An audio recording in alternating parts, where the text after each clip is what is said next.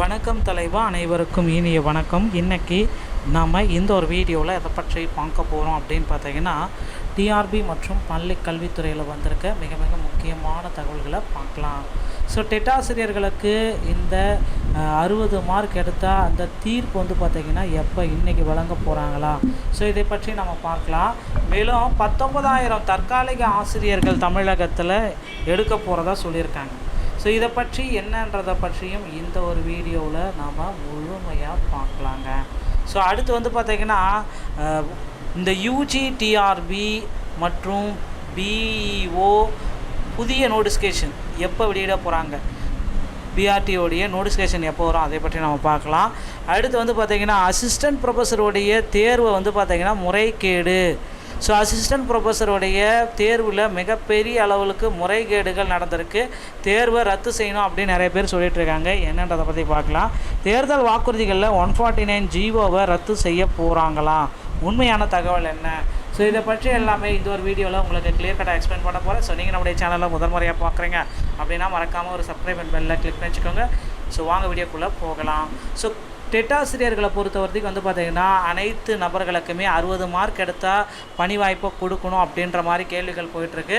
So எல்லோரு தரப்பு மத்தியிலுமே 60 mark எடுத்தாலே போதும், அவங்களுக்கு உடனடியாக டெட்டில் பாஸ் பண்ணுற சர்டிஃபிகேட்டை கொடுங்க அப்படின்னு கோரிக்கைகள் வச்சுருக்காங்க. நீதிமன்றத்திலையும் போயிட்டு இதற்காக தனி தீர்ப்பையும் வழங்குறதுக்கு இருக்காங்க. இந்த தீர்ப்பு வந்து பார்த்திங்கன்னா இன்று இல்லைன்னா நாளை, ஸோ திங்கட்கிழமையாக இன்று இல்லைனா செவ்வாய்க்கிழமை, நாளை மறுநாள் புதன்கிழமை எலெக்ஷனுக்கு முன்னாடி நாளுக்குள்ளே தீர்ப்பு வரத்துக்கு வாய்ப்புகள் அதிகமாக இருக்குது. ஸோ கண்டிப்பாக பொறுத்து வந்து நம்ம பார்க்கலாம். நீதிமன்றத்துடைய தீர்ப்பு அனைவருக்குமே 60 மார்க் எடுத்தால் பாஸ் என்ற அறிக்கையை ஆசிரியர் தேர்வு வாரியம் விரைவில் வெளியிடும் அப்படின்றத எதிர்பார்க்கலாங்க.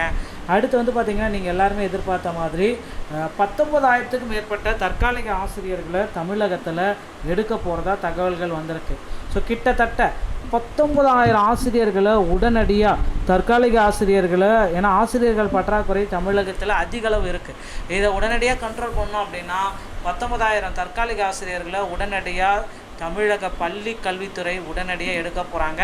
இதற்கான ஒரு பெரிய அரசாணை வந்து பார்த்திங்கன்னா ரெடி ஆகிட்டுருக்கு. தேர்தலுக்கு முன்னாடியே இந்த அரசாணை வந்துவிடும் அப்படின்றத நிச்சயமாக எதிர்பார்க்கலாங்க.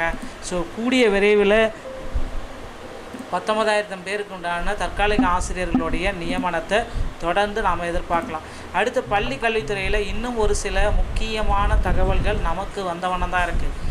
என்ன அந்த தகவல்கள் அப்படின்னு நம்ம பார்க்குறப்ப, நீங்கள் எல்லாருமே எதிர்பார்த்த மாதிரி புதிய நோட்டிஃபிகேஷன் 2026 புதிய நோட்டிஃபிகேஷன் பிஓ, யூஜிடிஆர்பி, பிஆர்டிஇ மற்றும் பிஜிடிஆர்பியுடைய புதிய நோட்டிஃபிகேஷன்ஸ்கள் அனைத்துமே வெளியிட போகிறாங்க.